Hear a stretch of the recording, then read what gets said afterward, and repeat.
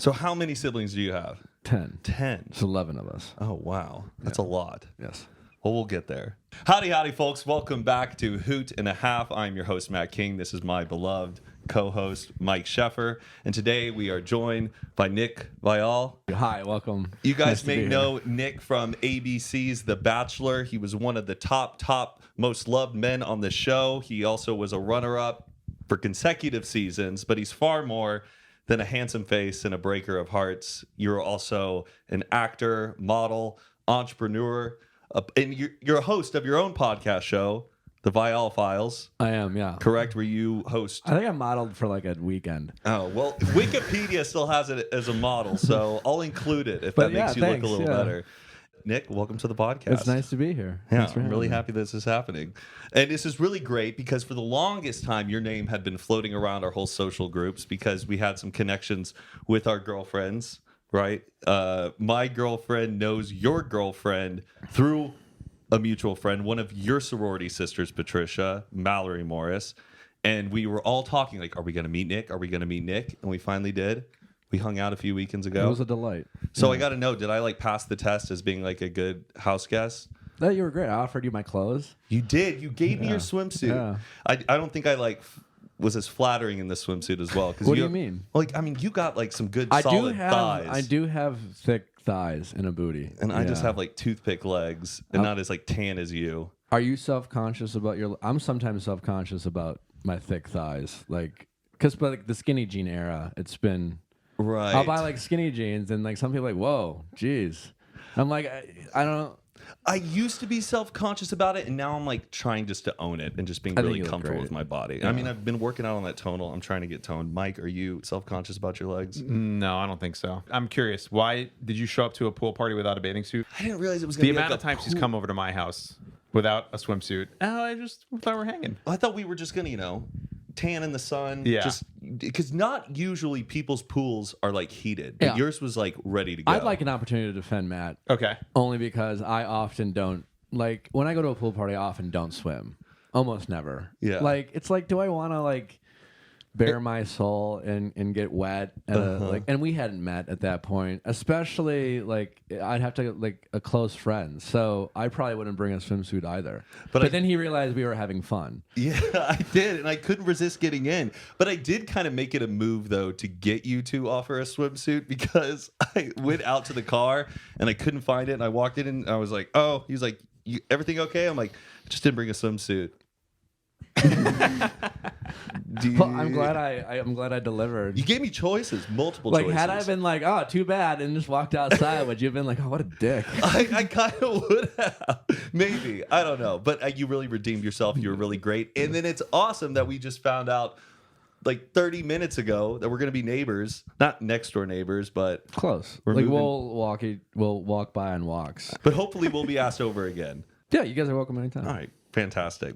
So you come from Wisconsin, and for the uninformed and the unathletic, you had a lot of very successful feats in track and field growing up there, correct? And we're going to talk high school? Yeah, we can talk high school. We like to get the whole picture. I played a lot of sports when I was younger. Track and baseball were my best, and I competed in college in track. Okay, and how did you do in track in high school? I won the state championship a couple times. In 800 meters? Yeah, in the 4x4. Wow. A couple third and second place finishes in some other events. And you hold a school record at your high school, is that right, I Nick? believe I hold some still, yes. And no one's been able to top it? Not yet. What was your fastest mile you've ever done? It was indoors, so that makes you go a little slower. Okay. But it was like 4:20. Whoa. Those meaty legs came in handy. Yeah, they do come in handy for track and field. Okay. Yeah. Now, was winning, the state title in the 800 meter, do you hold that accomplishment closer to your heart, or the time you won a coloring contest in first grade? Oh, you do your homework, yeah. The coloring, I did some research. I'm really impressed. Because you're like the first guest we've had on who you've been like a very new friend. And like I wasn't like super familiar with you. So I did go out of my way to learn a lot about you, Nick. So I'm going to be bringing a lot of things to light. I want to say the coloring contest, in a way, because it set up the state championship for high school. And I guess at this point in my life, it sounds better rather than saying something I won in high school. was like a highlight, Right, in a right. sense. But like the coloring contest is of my first memory of winning anything. And it was just the catalyst for everything in the rest of your I don't life. know where that thing is. I really wish. I wonder if my mom has it. I don't Do you know if she remember what does. you drew? Yeah, it was stained glass windows in a church, and I only won because all the other kids would, they just painted it orange or green. What was the medium? Ink on canvas? Crayons and Crayons? paper. Okay. Yeah. They were giving you pictures of churches to draw in It school? was like a church, and it was a window. I'm Catholic. Okay. And so, if you're familiar with like Catholic churches, I'm a stained glass Catholic window as well. Well, is baptized Catholic, but they're all different colors. They have these little, all these little shapes, and they're all different colors, like a rainbow, if you will. But at one point, after you're having all this massive success in first grade, you're winning the contest. You did have some dreams and aspirations to become a cartoonist for Disney, Yeah, correct? yeah. Obviously that didn't happen, but have you been Yet. It hasn't happened yet, which is leading up to this question. Have you put crayon to paper recently? I was really into drawing all the way up until my sophomore year of high school. And then my art teacher told me to quit sports to focus on art. So I quit art. Oh, so this is Like a defiant, you can't tell me what to do. And this is like Troy Bolton, So but instead of the musical, I you got just wanted to away paint. from it. And then a handful of times in my life, I picked it back up. My first girlfriend would break up with me every time she met a new guy. We were 18 and she'd be like, you're doing something wrong. And I'd be like, oh, I'll work on it. And meanwhile, she's just like hanging out with Eric. But one time to win her heart back, I picked up drawing again, and I could draw. Like I used to be pretty good at like getting a photograph of you, and I could draw it. Oh, and whoa. it would look like the photograph. It was like 90% you. Yeah, you but just it need- wouldn't be like a real good artist who'd be like, I don't know if I can tell the difference. Like you could definitely tell the difference, but it was, Yeah, it just needs more shading on good. the upper It lip. impressed her. We got Yeah. back together. So I picked that up in my 20s again, and I would every once in a while I would pick it up and see can I still draw. And then a couple years ago I started.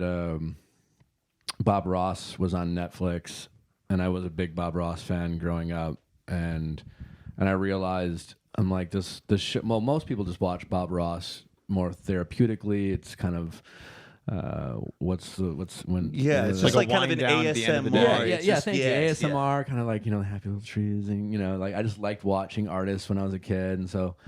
But the Bob Ross show is designed to be you paint along with him. It's a class. But he goes so fast. You're just like, what? Yeah. Excuse me. But slow he down. is showcasing technique. It's not just like entertainment. You can actually learn something Yeah, if so- you apply it in that way. Yeah, so I was like, you know what? I think I could do this. And so I went to the art store and I bought all the Bob Ross stuff and I started doing Bob Ross paintings. And So is that not Natalie's painting outside in your backyard? Is that yours of like the street in Paris? yeah, actually, you know how I got that? Your friend Jacqueline, Yes.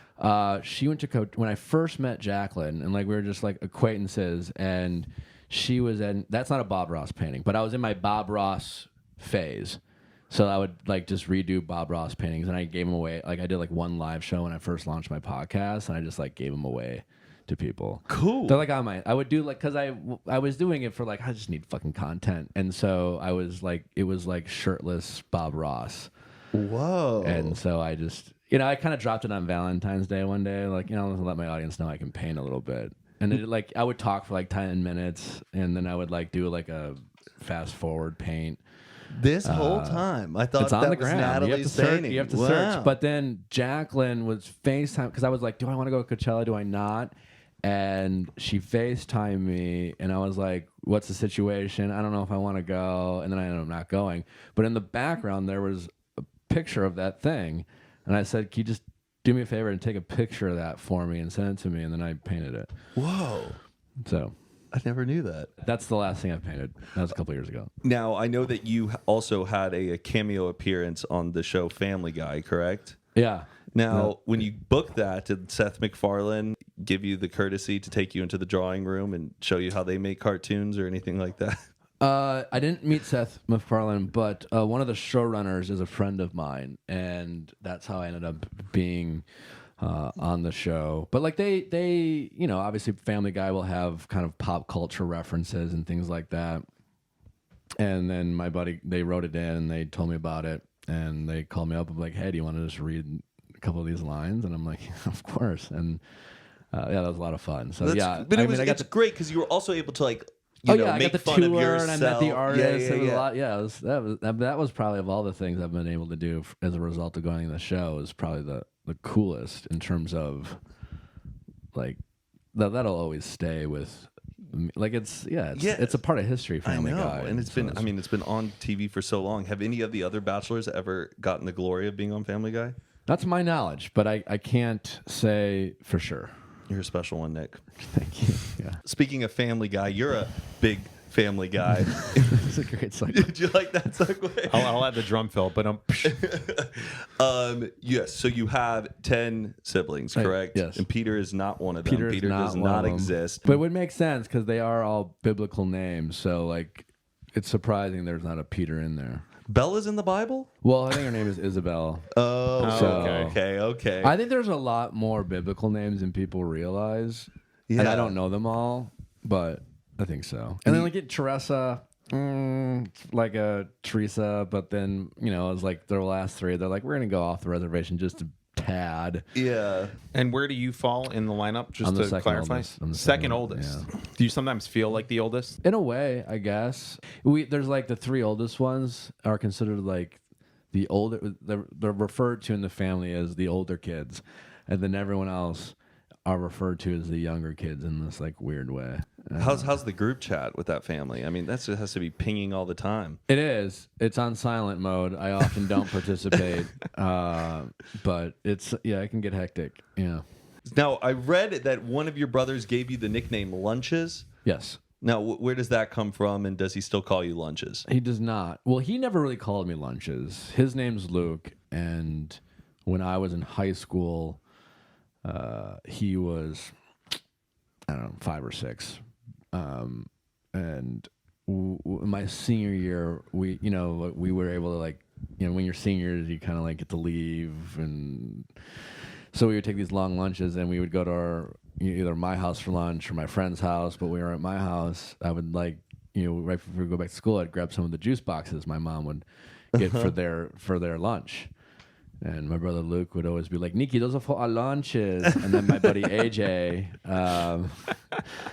started calling me Nikki Lunches, and then it just turned into Lunches. Oh, I like that. Yeah. You should, if you were a DJ, you should go by DJ Lunches. DJ Lunches. DJ Nicky Lunches. Yeah. That kind of So flows. they know. So I look dangerous and hard. Yeah. Nick, as you know, I've learned quite a lot about you, and one thing I was really surprised to learn about is that you were on Dancing with the Stars. I was. You had a really good run on it. I had an okay run. Okay, how far did you go on Dancing with the Stars?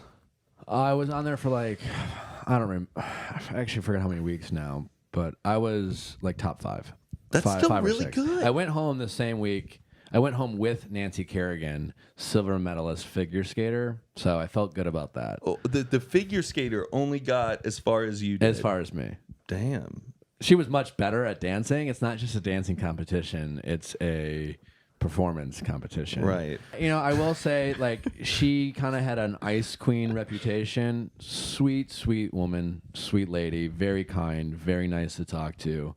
I had fun. I wish I could do it again, only because I didn't let myself have fun. I got nervous, like as an audience, and I wanted to do well, as opposed to being like, who gives a shit? Right. I had confidence in my ability to dance at a wedding, and so I came in with some like, I knew I was better than people thought I would be. I knew that much, and I think as bad as I thought I did, I still think people thought I was much better than they thought I would be, because I think they thought I would be terrible. Right. And I had some rhythm.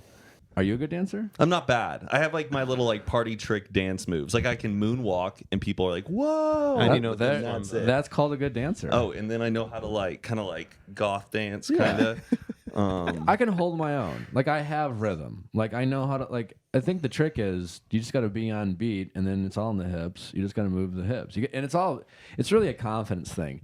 And I lost some confidence on Dancing with the Stars. I got stiff. Ooh, towards the end, or we're stiff the whole in the way? beginning. Oh, Yeah. okay. I cared too much. Yeah. Like and it's ballroom, so it's very technical. Right.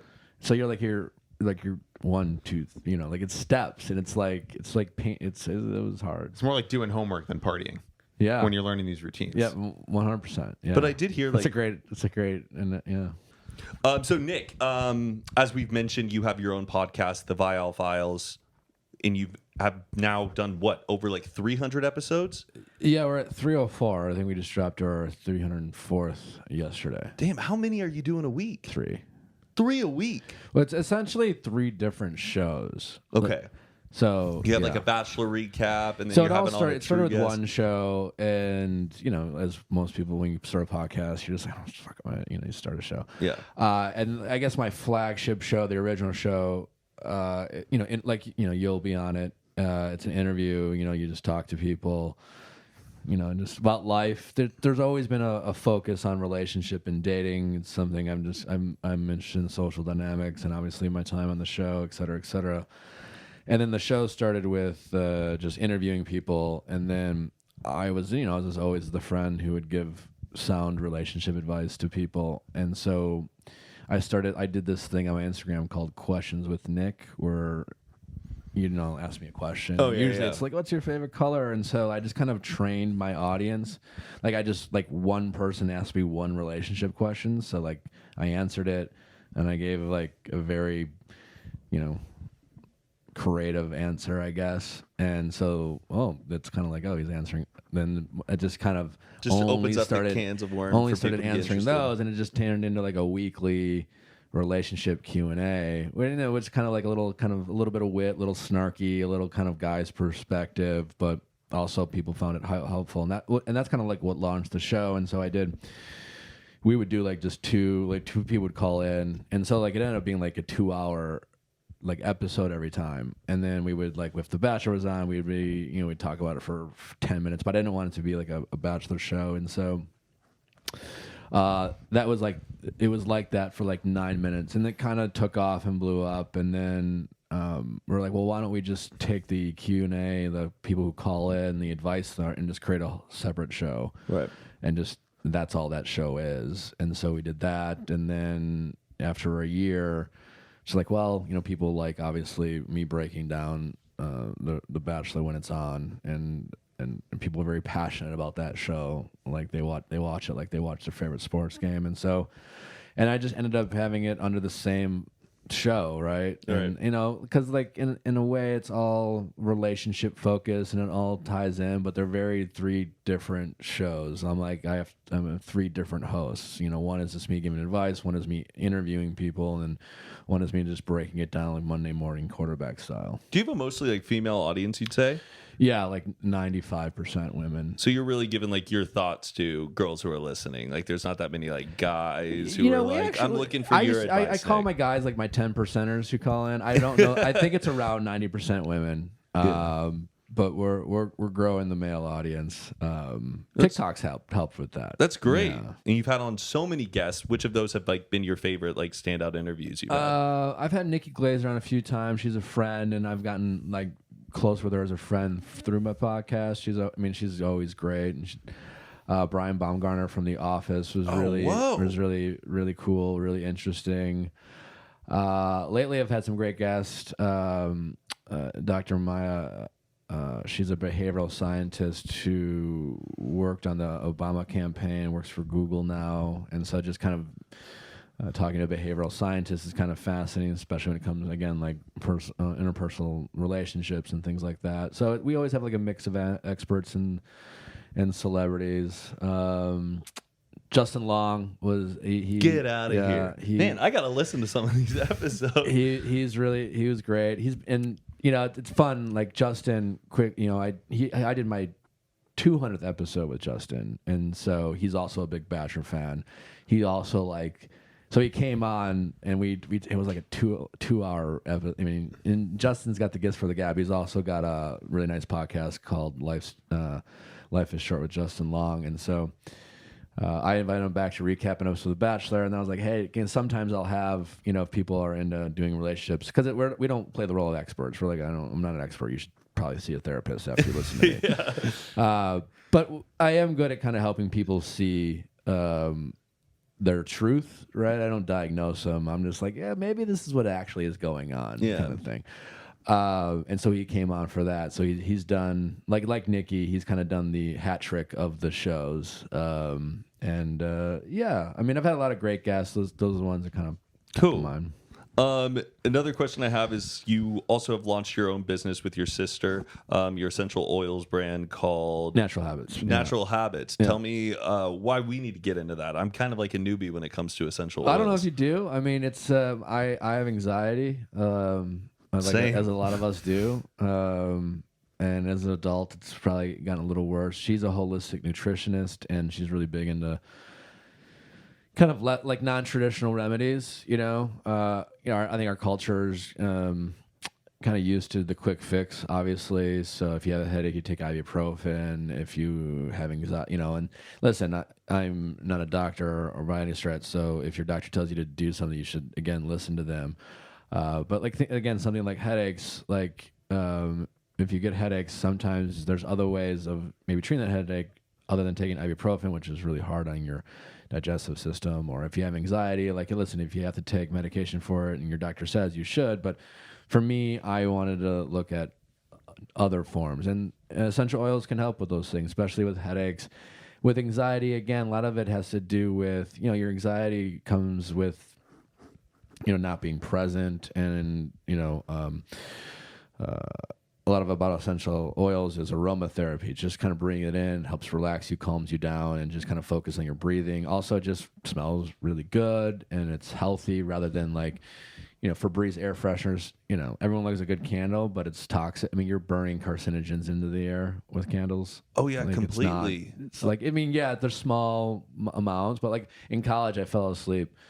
I had this candle thing, I was trying to be all hot, but hot and suave with the ladies. But I had this candle, and I fell asleep with the candle right by the head of the bed, and it burned all night. When I woke up, I had like black soot just like from my cheek all the way up to my nose, which was like fine, but like it just was a exaggerated kind of like what you're actually breathing in when you're burning candles. But essential oils are, we have USDA organic essential oils. They're obviously much healthier. They're cleaner, certainly Febreze and things like that. So even if it's just scenting your indoor air, it's a much, Yeah, one of my friends was a nutritional therapist, and he was hired to go to this woman's house who had a son who was really struggling in school, struggling with his own behaviors and tempers, and was trying to figure out how to get him on the right track. And the first thing he noticed when he went to this family's home is that he smelled like instant, that fake vanilla Febreze scents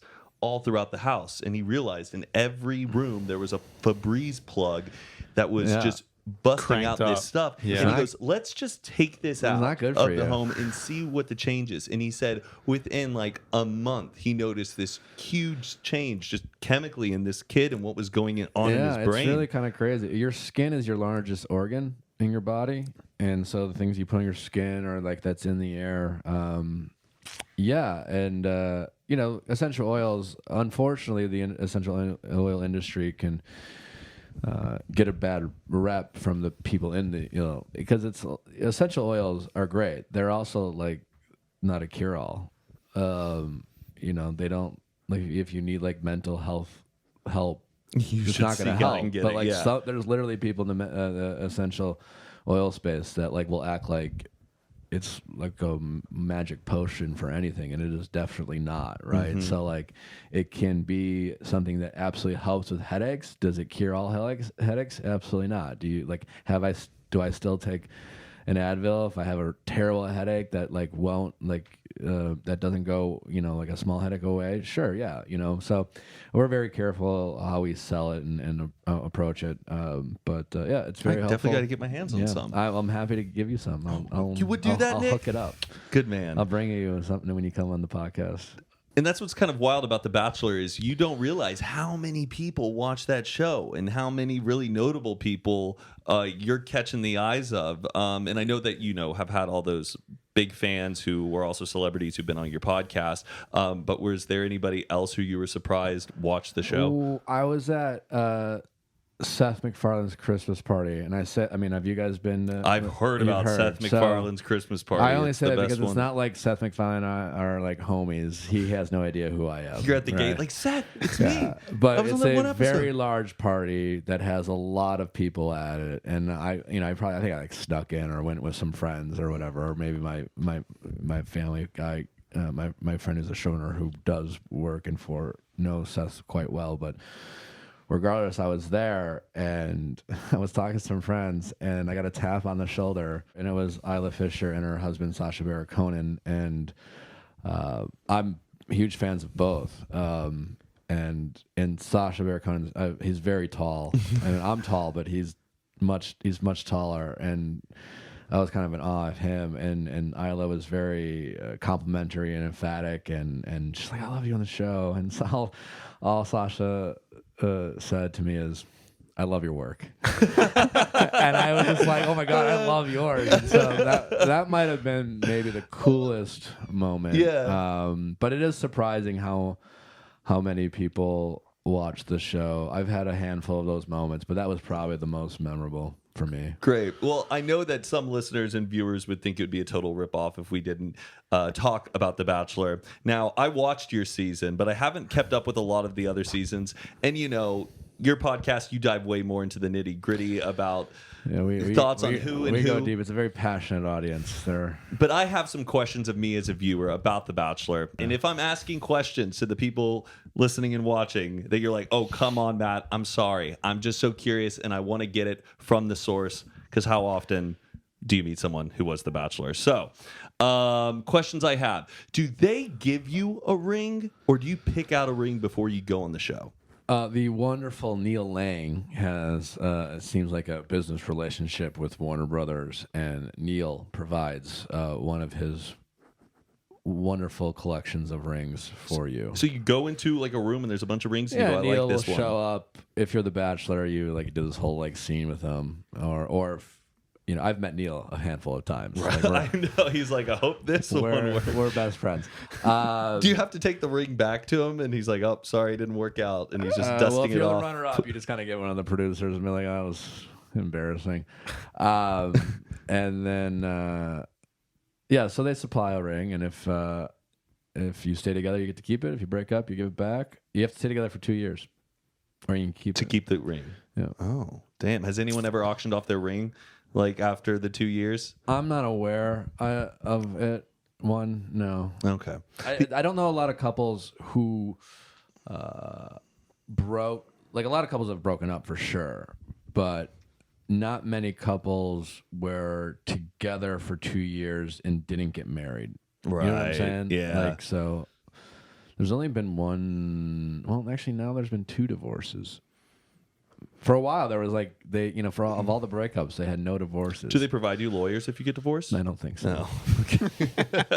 Like, don't come back to us. We're not covering that. When your love story is on your own once they wrap. Yeah, once the cameras are off, then you're on your own. They're like, Another question I have: do they make you take your shirt off when you audition? No, I didn't have to, but after, I almost didn't get casted because I thought I'd be boring. And because I played my cards, because when I was going through the casting process, I was like, I'm not gonna do this thing, and I had like a legit job that I was like, I wasn't going to quit. Like, they were cool enough to be like, yeah, you should fucking do that. That sounds fun.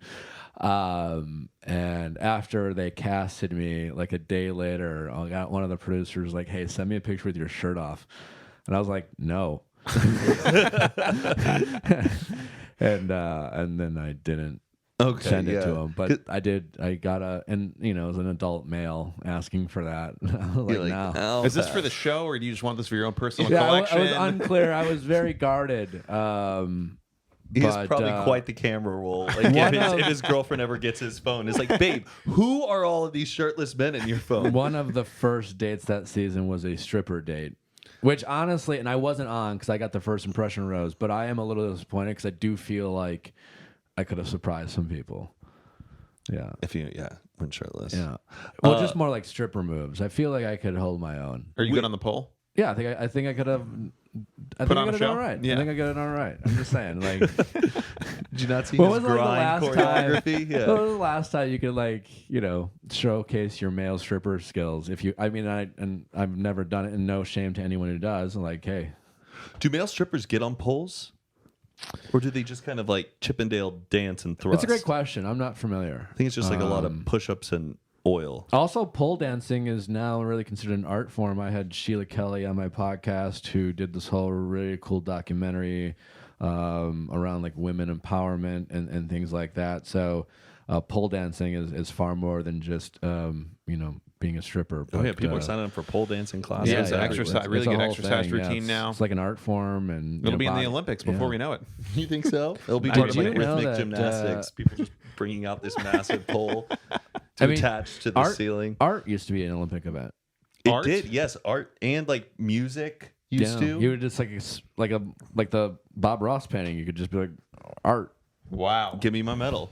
I love that skateboarding and rock climbing made it this year. That's very cool to see. Now, you know how they say, like, oh, you can kind of figure out if you like someone within the first 90 minutes of a date. Now, with The Bachelor, within the first, like, few weeks, don't you kind of already figure out who your final five can be? I think And- most leads have after night one, you have your top 4 or 5 locked in. Now, with the eliminations, are they like, don't eliminate her, keep this person on because they're entertaining? You don't have to send anyone home you don't want to send home. Okay. And since there's, anywhere from 25 to 30 people, and if you only you don't have a top 30. Okay. You know what I'm saying? You have definitely. a top 4 or 5, and there's just a bunch of people. You're just like, and then that can shift a little bit, right? But usually, never. Like, you don't have to send someone home you don't home. If you're like, listen, I really like this person, I really want to get to know them. I don't know them yet. You are in total charge there. They give you the time to explore what you want to explore. Yeah. If you're like, I really like this person, they're not going to send them home. How soon are you learning then all their names? Are you learning all their names that one night, or do you go back and there's like a big... Or just before you come out, they're like, okay, this is the order. They're in your ear. Like, how do you remember 20 names within a People night? come out of the limo 4 at a time. Unless they have I want to jump out of a plane, and then so you have an individual kind of. But if it's one of those limo, it's 4 at a time, and so after that, you'll I would talk to my producer, and I'd be like, all right, let's Yeah. Sarah. So the first night, there's a lot of that, and you don't know their names. One girl, Meta Marie. I think it was Ida Marie. Her name was Ida Marie. And she was the only one that night who was it's just a kind of a dick move. You forgot her name? No, she was like, do you know my name? Like, most people don't do, You don't want to call someone out on that. especially when you're you just met 30 people, everyone's nervous, and her name was Ida Marie, and I was like, Ida, and Ida's not going to be here tomorrow, kind of I sent her home night 1. And not because she did that. It didn't help. I wasn't, she wasn't, I just, great woman. I wasn't particularly connected to her, but it's tough because, it was a priority for me. You learn it fast, and then after night 1, you have pictures of all the women with their names, and I just kind of flashcard just would learn them. So after the Flashcards with their pictures, so you see I was the face, and you're by like, the time but after the first night, by the time the show started, I knew all their names because I had you do the homework. You do your homework. What else do you have to do? This is your new. Yeah. Now, when the ladies get out of the limo, and even when the guys get out of the limo, there's all these dudes who have these different gimmicks. Like, oh, some guy comes out and he's in a clown costume, or he's in a knight in shining armor. Next thing you know, some dude is coming down the driveway in a white horse. Now, when you are talking to the producers, are they like, do they say no to a lot of those ideas, or do No, they give the guys who have a really weak personality the crazy gimmicks? Where do they draw the line with those kind of first impressions? I got a call. Like when I was before I left for the show, the first time I was on the show, I got a call from a producer, and there's like, I don't know if you've seen the show, but the limo entrance or exit, whatever you want to call it, is, part of the show. We want to have fun with it, right? So like, do you have any ideas? And it was kind of like, we're not making promises, but like, pitch us anything. Yeah. We'll try to make it happen. If you're like, hey, I have a background in skydiving, they literally might make that happen. I haven't seen that, and there's some liability there, but like, you never know. And I was just like, I think I'm just gonna like walk out and say hi. But you did just a classic get out and what's up? I'm Nick. Yeah, I was pretty boring. And sometimes I think maybe the producer might be like, well, this might be fun. Honestly, I think it's meant to be fun. It's not meant to be serious. This is part of the show, and so they just try to have some fun with it. Yeah, because I used to. It's a collaboration. If you have an idea, they might pitch you an idea, and if you're like, I just want to walk out, they'll be like, cool. Like, there's no one's making you do anything. That's what matters. Another question I have: what are the drinking rules on there? It used to be you have an open bar, or is it they try to regulate you? There was an incident after I was the Bachelor where alcohol seemed to be a contributor factor to an unfortunate incident, and so my understanding now is they have a 2 drink per hour maximum. Right. Yeah. Before that, it was a free for all. But I will say, and I've said it, before, like you have nothing to do. If you're a drinker, you drink. If you're not a drinker, you don't. No one's like trying to get you drunk. No one's like, have more. Like. That happens on its own. Yeah. You get nervous, you get bored, you drink. Oh, yeah. Especially if like nothing's happening. If you're going out on private dates with them and you're just sitting there, all you want to do is drink. I'm not a big drinker, so I never really got drunk. One thing that's always been like itching at me, and I feel like now it's becoming more true than ever, is it doesn't seem like a lot of contestants on The Bachelor really end up committing to their careers that they always have underneath their name. I feel like now it's this huge competition to see who can be the best influencer couple. Yeah, it's changed. Going back to your world of being an orthodontist, or it's definitely changed. When I went on, like, the internet wasn't what it is today, and I went back the first time I went on. I just went back to work. Like I got off the show. I just started selling software again. Oh yeah, for like a whole year. Instagram still was like very new. I had like 50,000 followers, and I was like one of the top guys for followers. Like, that was a big deal. Whoa! And I was like 50,000. I mean, it is a big deal. It's 50,000 people. That's a whole like. Stadium. But you just went back to the office Monday morning. Yeah.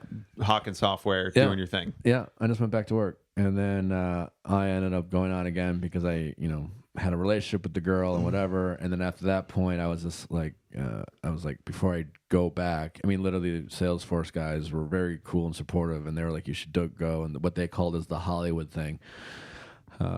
They were like, you should go try to make something of this experience, and you can come back whenever, but don't come back unless you don't want to, don't come back and leave again. Mm-hmm.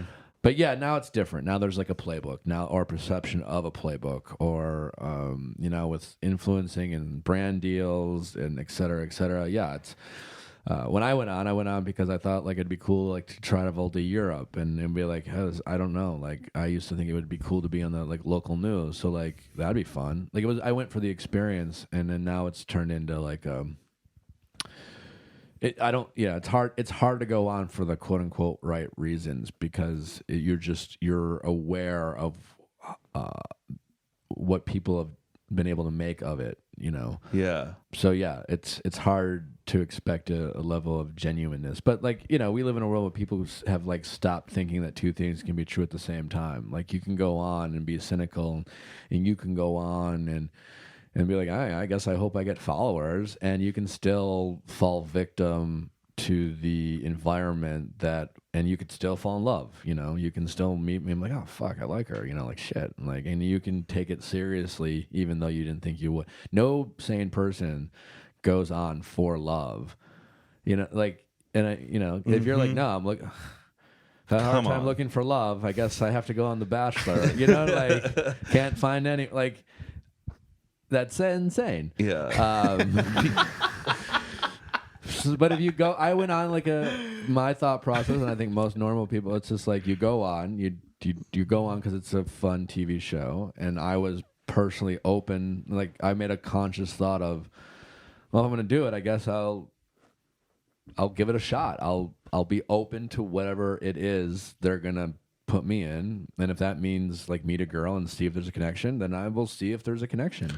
Are you thinking in your mind while the show's happening, like, oh, how is this going to look to all of my friends and family watching it? Am I making myself certainly look worried like about that a doofus, before I or do you went. just zero out on that? You zone out Yeah. after a while. Yeah. You're just so in that world because you don't have contact with. It depends on who you are. I was one of the few who got really fucked because I liked her, and she, you know, like if it's not everyone, you know, most people like a lot. It's you're spending very little time, you know, like.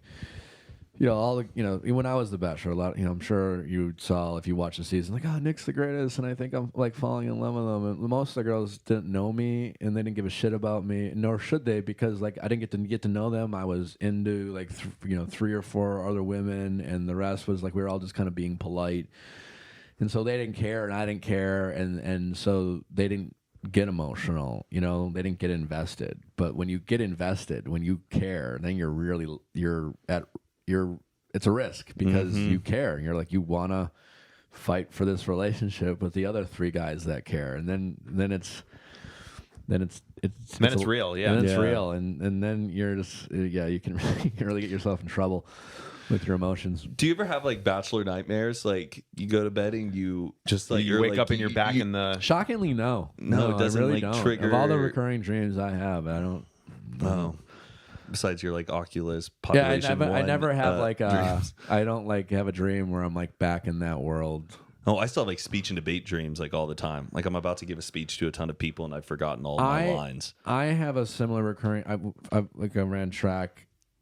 I have a recurring dream that like I'm like back in high school, but I'm like I'm in decent shape now, but I'm not like I can't step on the track and run fast. Yeah. So like I'm in high school, but my athletic ability is what I am now, and I'm like I have to like defend my title, and I'm like I can't do it, you know, like. Or I have another recurring dream where I'm like in class and I haven't been to the class all semester. I have that one all the time from And college. I'm like, it's like finals week. Yeah. And I'm like, what the fuck? I'm like, I have that all the time. Yeah. Yeah. It's but strange how our not brain does it. Bachelor. Not Not Bachelor. Bachelor. Well, I guess that's good. Out of all like the heartbreak and everything you went to, your brain's able to Yeah, I guess. I never really thought about that. compartmentalize it. What was it like going back to the office? Were you treated differently by your coworkers? Did some people like think it's cool? Did others make fun of you? What was that like going back to that world? I'm sure people made fun of me behind my back, but not to my face. I was really lucky. The people I worked at Salesforce in Chicago were really cool and really supportive. And yeah, I mean, everyone, the people I knew were very cool. And then like, I didn't know everyone who worked at the office, right? So, you know, people, it's, you know, you can tell when people think that you think that you're too good for them, even though you're like, I didn't talk to you before, I'm still not talking to you now. Yeah. And you know, so you notice people will treat you differently, but my circle of friends didn't change at all. And for the most part, everyone was great. Did the Bachelor status help seal any deals of you selling software? Yeah, it gets you indoors for sure. Yeah, they're like, oh, is this really Nick? Nick, of course. I'll buy all the software when you're you in can sales. sell. It doesn't, you know, you're just looking for a connection. You know, all you want is someone to sit down at a table with you and be like, fuck it, I don't care. I'm going to buy it from someone. I might as well buy it from you. Yeah. So it's a story to go home and tell your buddies back at the office. So Yeah. the Bachelor sold us our TPS system for 2020. Yeah. So it didn't hurt. That's for sure. And Noah guys were like, that was my potential client, dude. You screwed that up for me. Really nice. I often didn't know who I was competing against in that world. But Okay. yeah. Do you get to keep all those like nice fancy suits that you get to wear that were like just perfectly tailored to you? Well, as the Bachelor, yeah, they let me keep some stuff. Yeah. Okay. But- Still have them? Yeah, I got some of them. Yeah, for sure. Oh, man, you still bust them out sometimes. I haven't had a reason to wear a suit in a while, but yeah, I mean, it's a good suit. They're tailored, and thankfully, I've kept my figure, and so they still fit. That's great. I'd be very excited about just owning a whole bunch of suits if I was on The Bachelor. Yeah, I was. I mean, I'm a bit of a suit snob. I like a good suit, but I don't wear a lot of suits now. I used to like in sales. I used to wear a suit and tie every day. Every day. I have a question. If you were to change a rule or add a rule to the Bachelor universe to make it more interesting or better or more competitive, like I'm sure you've had thoughts of how you can make it a more Nick version. What would you change about The Bachelor if you were in charge? That's a great question. I don't know if everyone's asked. He has better questions than me. No, I don't. Yes, you do. It's an excellent question. I was having dinner with a friend recently who used to work on the show, and the Bachelor franchise has different iterations in every country now. There's a Bachelor Japan, there's a Bachelor Australia, and whatever. And it's like a McDonald's, they have to adhere to like certain standards, but also culturally the show's different. And apparently in Bachelor Japan they have, I think, like called the Black Rose, and this rose, and I thought it was a cool idea that they should incorporate it, but apparently the Black Rose, if you can present it to the lead, the Bachelorette or the Bachelor, and you can like automatically get a one-on-one if they accept. Oh. But if they don't, you go home. Wow. Ooh. And It's a little bit of a gamble. yeah. It sounds like a really cool wrinkle. So I thought that was cool. But, for me, the show, I think I personally wish the show would try to make it real while simultaneously stop pretending it's not a TV show. And I think sometimes they, get themselves in trouble or even cast people by like people watching it, and they'll just really earnestly watch it by the rules that they've had for the 20 years it's been on the show. And so, I like to have, I'd like to see them figure out a way they can incorporate actual disagreements and fights without turning it because right now, like especially like with Katie's season, it was like this big breakup and like was he gaslighting and all these things, but no relationship starts until you know how you fight, right? And so here's a TV show about like falling in love and like getting engaged, and it would be really nice to know like how you would resolve conflict, right? Now, not resolve conflict because, you've lost your shit and you're falling in love and you have some family trauma and the person you're falling in love with is still dating 3 other dudes and you don't know how to handle that. But like, so trying to figure out certain types of dates or situations to like create real life situations and then still have a little bit more fun with like breaking the fourth wall, that it is a little, sometimes it takes itself a little too seriously. Would an example of this be they tell you to show up for a date at 8 and they tell your date to show up at 8:30 and you have to discuss about why the other person's late and like manufacture a conflict that you then need to resolve? Something like that. I don't know if logistically how they film the show would work that way because but Okay. You're right. But Yeah. if Like they could make that work, like some sort of create a situation or something, because that would be, and I think that would be interesting for an audience to watch, like 2 people like trying to work through an actual challenge. Maybe it's just like making them build like something from IKEA together. Yes. While like it's they deliberately pull a couple like very important pieces. Oh yeah, or something. Yeah, Like, where's that damn piece? I don't know where it is. Well, you told me. And put some stakes in it or something. Right. Stakes in terms of like if you did a certain time, and I don't know how you do that, right? Right. But to your point, I think that would be kind of cool to see. How people do. Like they've had like dates where they talk about love languages, and then they'll do something corny, like express your love language, and like if your love language is words of affirmation, write a poem or something. But Right. I'd like to see them dive in a little bit more into like an actual real life nitty-gritty and the friction of it. applicable in terms of like, and again, you're at that sometimes it's harder to do because you are producing a TV show, Yeah. and logistically there's a lot of things like I could be saying this and the producer would be like, yeah, that sounds great, but like we have a TV show to make, so like tell me how you want to do that. But like it's fascinating, especially longtime fans will watch it. You know, for example, when I was on Caitlin's season, we knew each other, so, and it was on the show, but we ended up having alone time and hooking up before the fantasy suites. Now people just, so like if you watch the show, you're just like, there are rules. You're like, you don't do that before the fantasy suites. You know? And so like, okay, but in reality, it's like there's a 10-day difference, right? But the audience kind of freaks out about like you not following the rules of the show, and it's kind of fascinating, that they get wrapped up into it, and sometimes to the detriment of the people on the show, where audience will get really mad.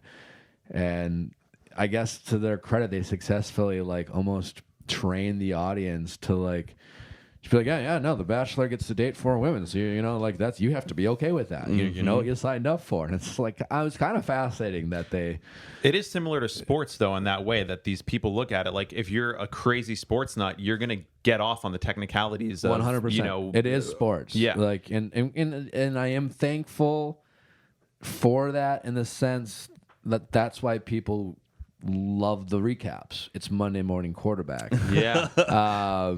But yeah, and again, they're doing a great job. They have a great show. They've been around for a while, but I think that would be kind of interesting if they could try to like once in a while, someone just say, "We're on a TV show." Like, I would love to see The Bachelor, but all the contestants on it are like amazing people. Like they're all really, really good.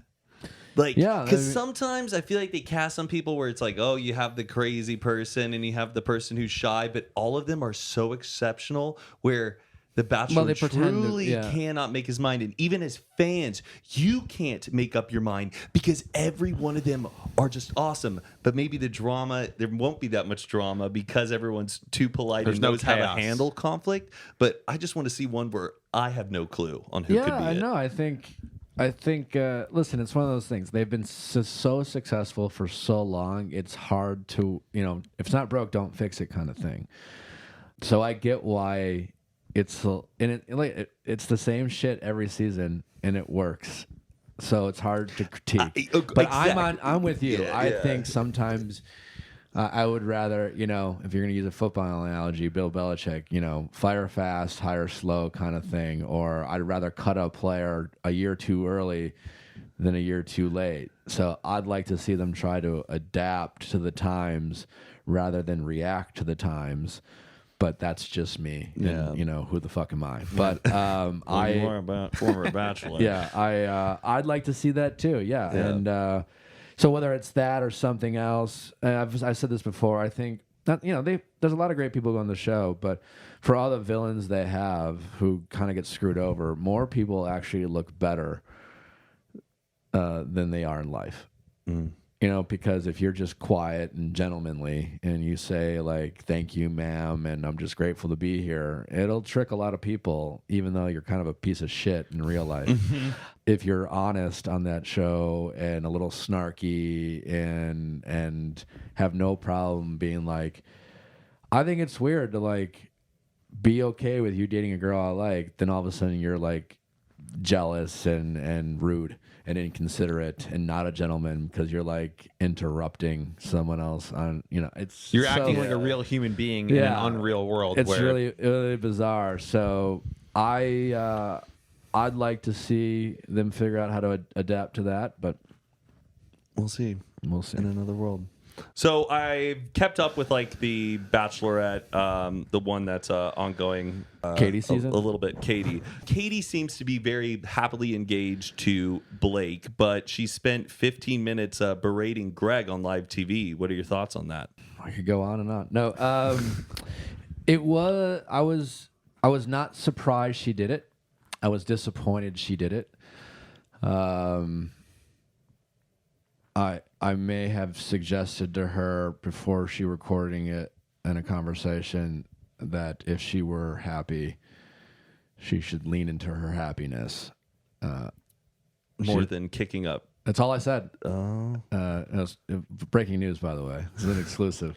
I didn't even say this on my podcast, but she didn't respond to that, and I was like, then I kind of knew what she was going to do by not respond. I assumed. Oh. Which was a bummer because, it felt like she had mentioned that she was thinking about doing that.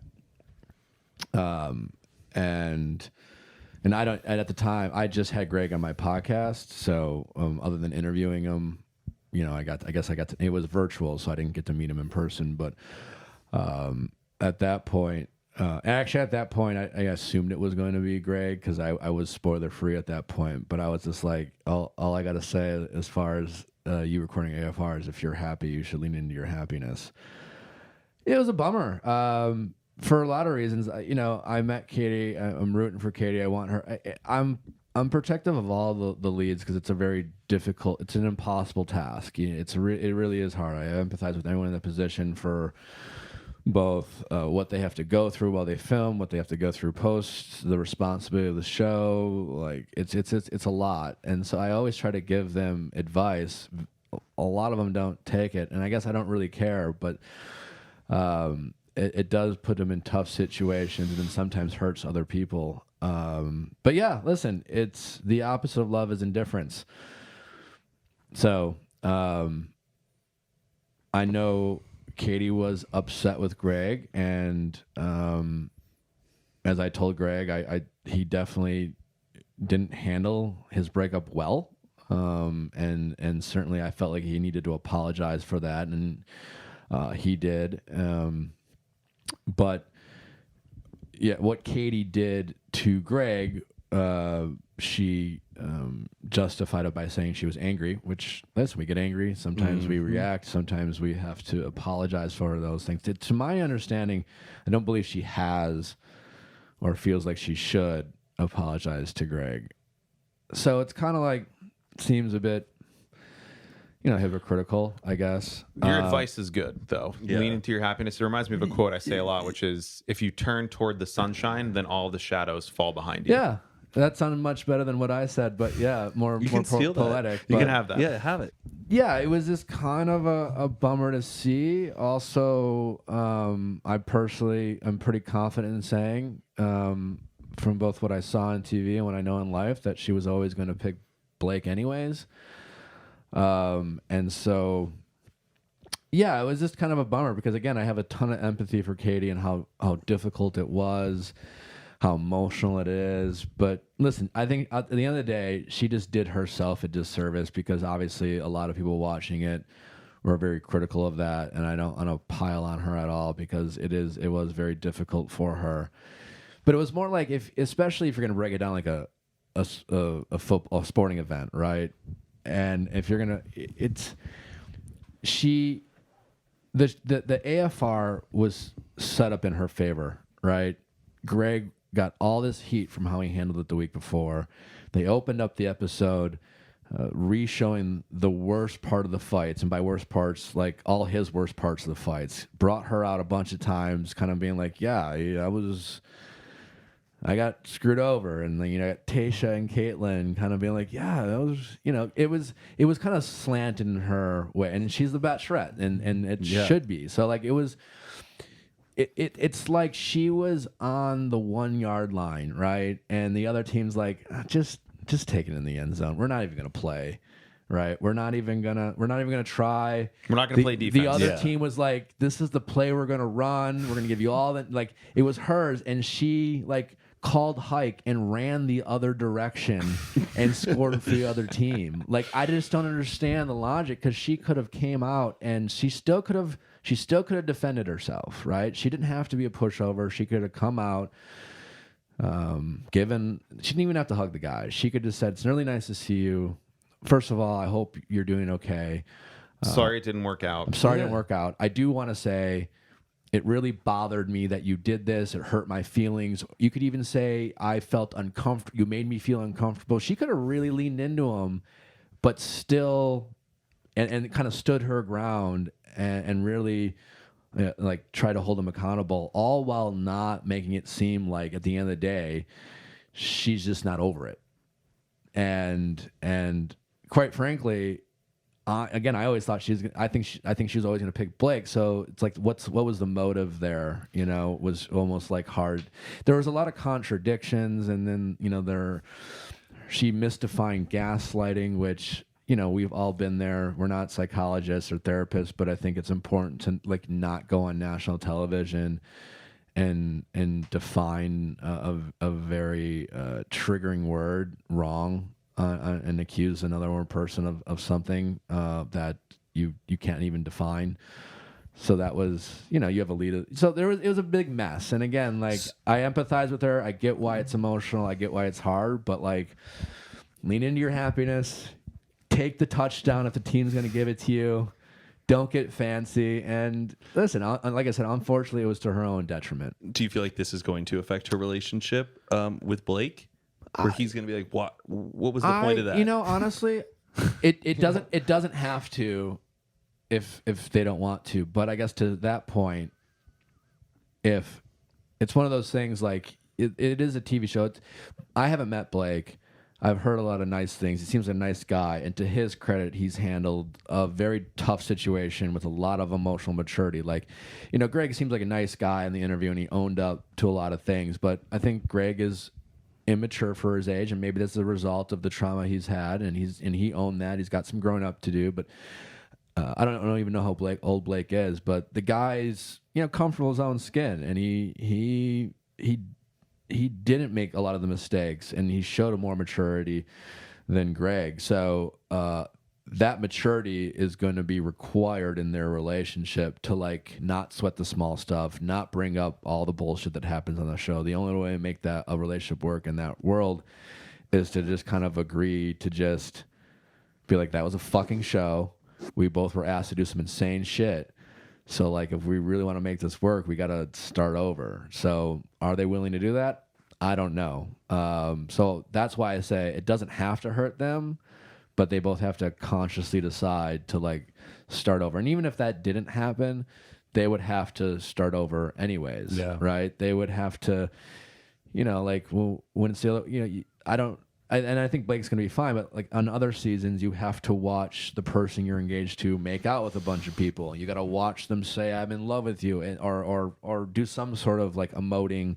Sometimes the leads will hook up with more than one person in the fantasy suite. So there's a lot of things that you are asked to be like, hey, so now that we're engaged, like, just forget all that. And it's hard to do on a human level. And so that will be their challenge, and we'll see. But I wish them nothing but the best. I'm grabbing my popcorn for it, for sure. I wish them nothing but the best. But you sound very wise and have a lot of wisdom that you've taken from these experiences. So if there's any future bachelors or bachelorettes watching, Nick Viall seems to be a guy the one who you want to get some advice from. I try to help all my peers. Sometimes they would rather take the advice of the internet. But that's, you know. Well, I'd sign up for your masterclass for sure. Yeah. I guess there's one thing I'm good at. I can tell them how to navigate life in that world. And I get it. It's everyone wants to protect their story. You always got the family members or the aunts and uncles who think they know best. And like, you know, I don't have relationships with these people, so maybe they don't think I have their best interest in mind. But what are you gonna do? Mm. I wish them nothing but the best. Same here. But I'm excited to see what's gonna go down. Where should the people find you, Nick? I'm on the internet, Nick Viall on Instagram and on TikTok. Just follow me there. That's fine. And then my podcast, The Viall Files, is anywhere you listen to podcasts. We're also on YouTube. And if you're interested in hearing people's relationship stories and their challenges in life or whatever, and you like hearing those stories and maybe get some perspective on life, check us out on Mondays. If you like watching The Bachelor, we break it down anytime it's on. And then we have interviews and public figures like these guys do. Yeah, check us out. Fantastic. Nick, thank you so much for coming by. It's great talking to you I'm guys. excited that we're going to be neighbors. Yeah. Hopefully we'll be hanging out and having English muffin hamburgers again sometime soon. I can't wait, man. All right. Yeah. All right. Thank you guys. Have a great week.